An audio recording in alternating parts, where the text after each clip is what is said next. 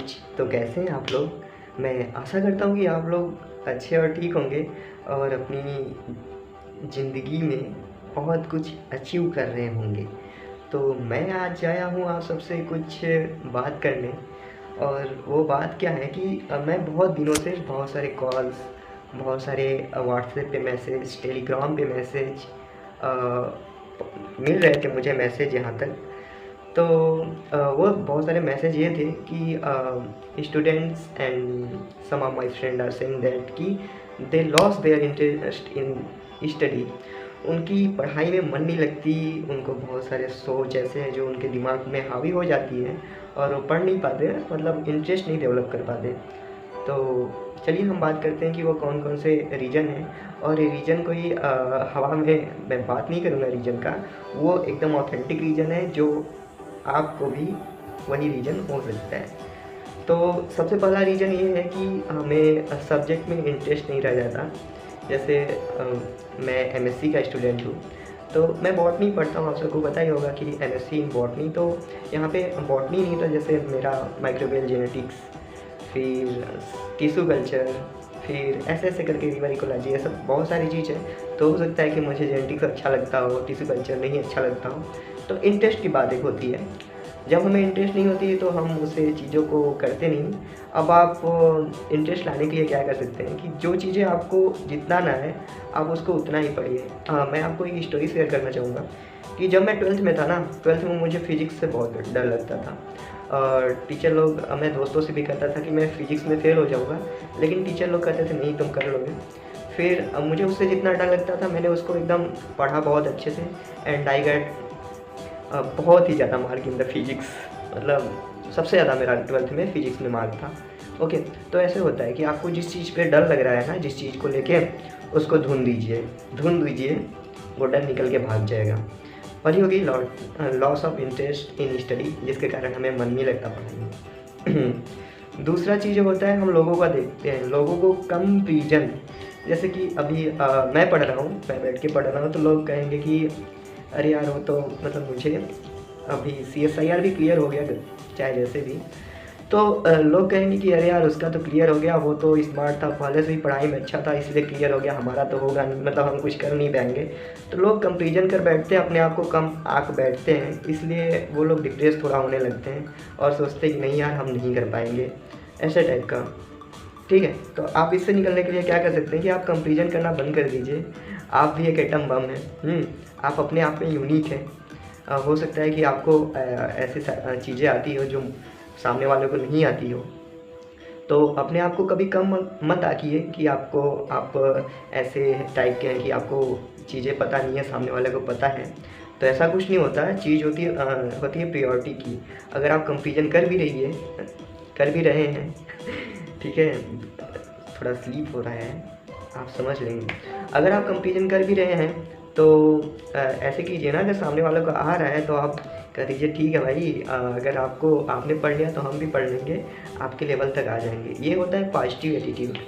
और negative attitude में अरे यार हम तो कर ही नहीं सकते, बैठ जाते हैं 2 दिन, चलते हैं गोलगप्पे खा के आते हैं, पढ़ाई करना नहीं करेंगे यार, हमसे होगा ही नहीं। तो पॉजिटिव एटीट्यूड लाइए कि अगर सामने वाला कर सकता है तो आप भी कर सकते हैं।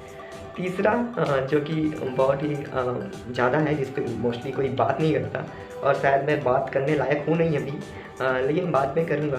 तीसरा है जैसे कि इस इशू को मैंने बहुत लोगों में देखा, बहुत सारे स्टूडेंट हैं, जूनियर्स हैं, even some of my friends, and कभी मैं भी था।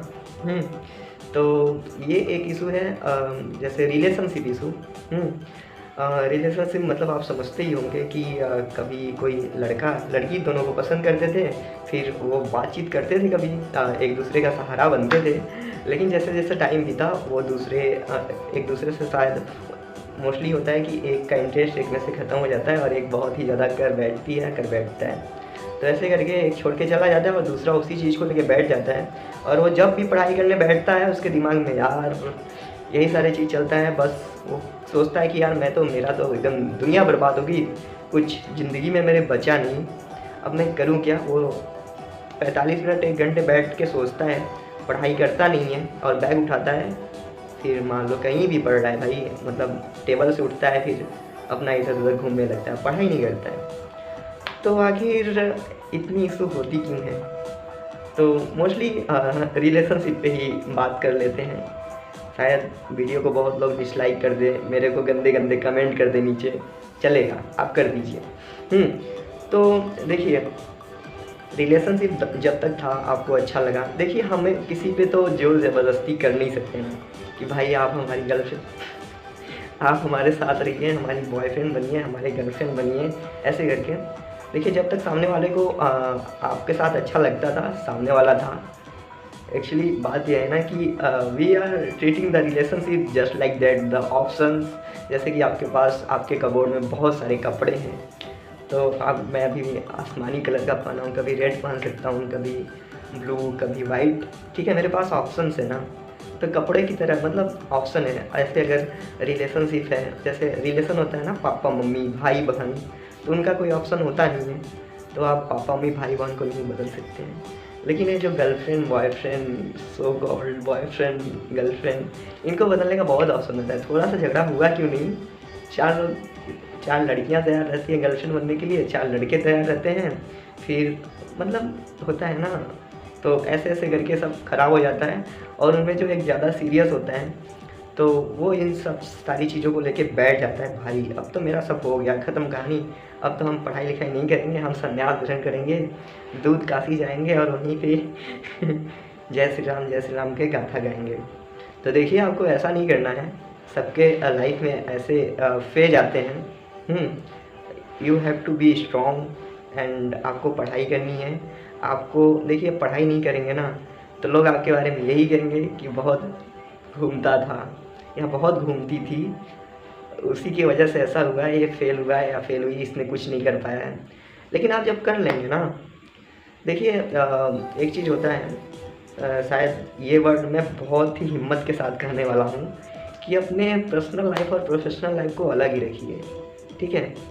जैसे पर्सनल लाइफ चीज़ है, जैसे पर्सनल लाइफ आपके मम्मी पापा भाई बहन गर्लफ्रेंड दोस्त, वो पर्सनल लाइफ हो गया। प्रोफेशनल लाइफ अभी क्या है आपका, स्टडी।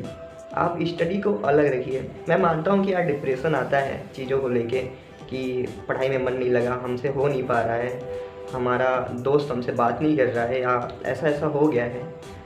तो मैं नहीं कहता कि आप तुरंत निकल जाएंगे, ठीक है, आप अपना टाइम लीजिए।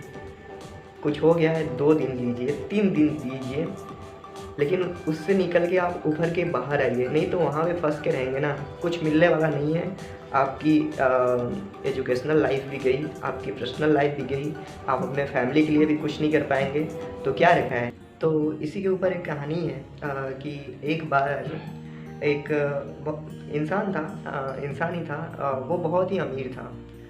तो उसने अपनी ज़िंदगी में इतने सारे धन कमा लिए थे ना कि वो एकदम परेशान हो गया था कि इतने सारे धन को करे क्या, इतनी सारी मोह माया लेके जाए कहाँ। तो वो जाता है एक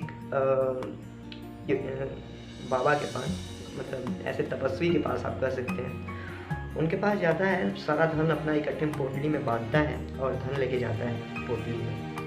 कहता है बाबा जी मेरे पूरे जीवन भर की ये कमाई है, मैं इसको लेके बहुत ही परेशान हूँ, मुझे हमेशा डर लगता है कि इसे कोई चुरा ले जाएगा, मुझसे छीन ले जाएगा, ये मेरे से खो जाएगी, तो क्या करूँ, आप रख लीजिए इसे और मुझे इस माया से मुक्त कीजिए।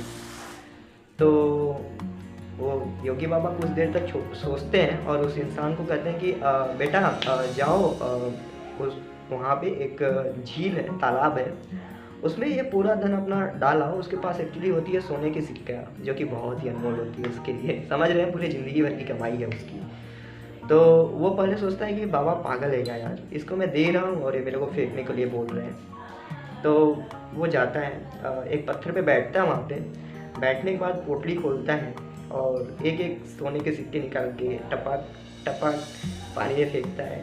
और मन ही मन सोचता है कि हो ना हो, उसका बाबा जी का दिमाग सटका था, मैं दे रहा था, लिए नहीं। फिर ऐसे ऐसे सोचते सोचते कम से कम करीब 1-1.5 घंटे बाद वो पूरा पोटली खाली करके आता है बाबा जी के पास, साधु बाबा के पास। तो पूछते हैं साधु बाबा बेटा इतना टाइम कैसे लग गया तुम्हें। तो वो बताता है जो उसके साथ हुआ होता है कि ऐसे ऐसे हुआ, मैं फेंकना नहीं चाहता था फिर भी फेंकना।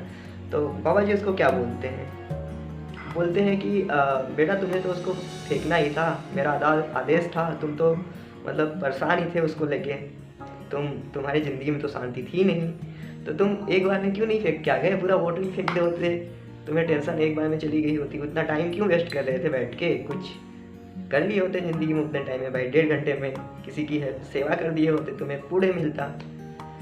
समझे आप कि किसी भी चीज़ को लेके आप मैं नहीं कहता कि एकदम एग्रीगेटेड रिस्पॉन्स कर दें, हाँ ये कर दें, लेकिन आपको पता है जब सामने से कि ये चीज़ें होने वाली है आपकी ज़िंदगी में, कोई है जो आपको छोड़ के जाने वाला है, तो क्यों ना एक बार में आप क्यों बार बार ये तेरा आना तेरा जाना लगा रखें। ऐसा मत कीजिए, आप ही के लिए है, ठीक है।